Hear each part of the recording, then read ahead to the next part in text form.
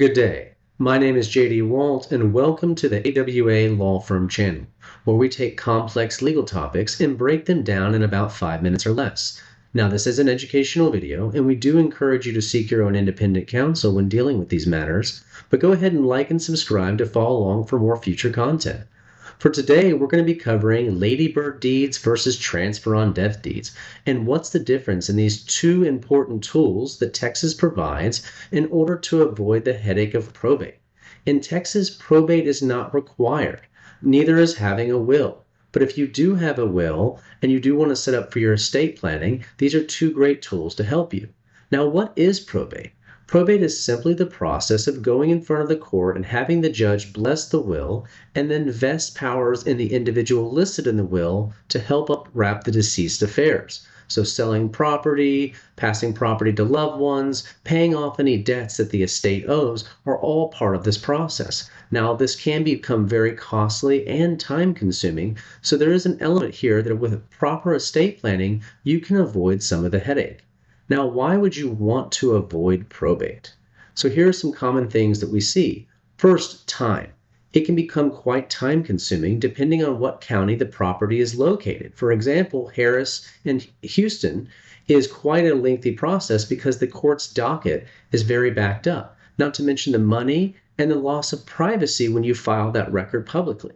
And then you also open yourself up to any future disputes that you could potentially have with family members. And simply said, there's another way to handle this to make things smoother on the family after the loved one has passed away. The first available tool that we discussed is going to be the ladybird deed.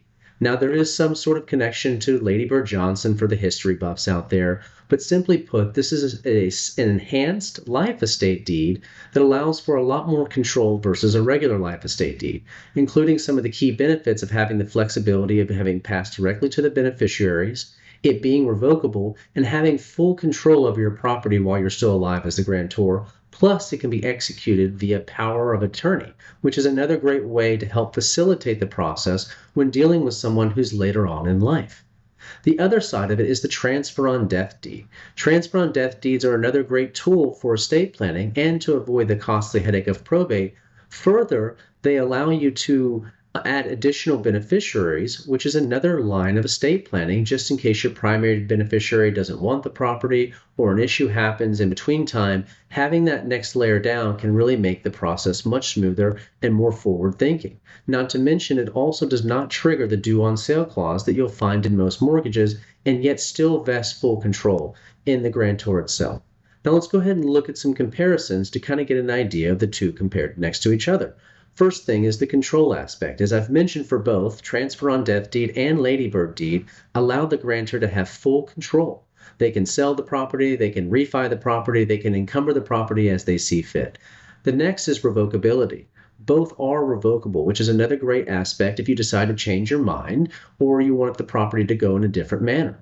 Same applies for Medicaid protection. Since the property is not actually going into the estate, it allows for your family to avoid those pesky MERP claims and have the property passed directly to the beneficiary.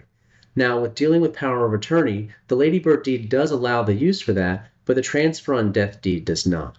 And looking at listing alternate beneficiaries, a transfer on death deed would be the way to go and not so much a ladybird deed.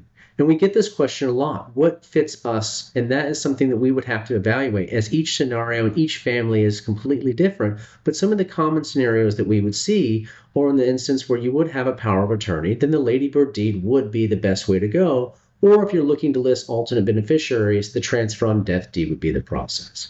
Now, there are a lot of ways to do it, but there's some common mistakes that you want to avoid. God forbid you go through all the process and you've got everything lined up, but you forget to file the deed. Once that person is passed, that deed is useless, and unfortunately it can no longer be used. So please make sure to record that. Also, in the day and age of ChatGPT and everything you can find online, using generic templates to find these things is not the way to go. Also, failing to update with major life changes and ignoring power of attorney clauses are things that you want to avoid so there's no conflict at the end of the day. And if you're in need of protecting both your home and your legacy, check out our information here below and feel free to drop us a line in the comments or reach out directly to our contact information. And don't forget to like and subscribe to find future content on how this applies and what you can do to protect your loved ones, and make sure you understand exactly what's going on and how it impacts you at the end of the day.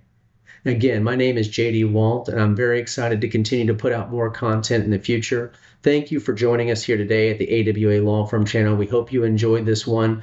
We're based here in Houston, Texas, but we proudly serve many Texans across our great state. So with that said, take care and see you next time.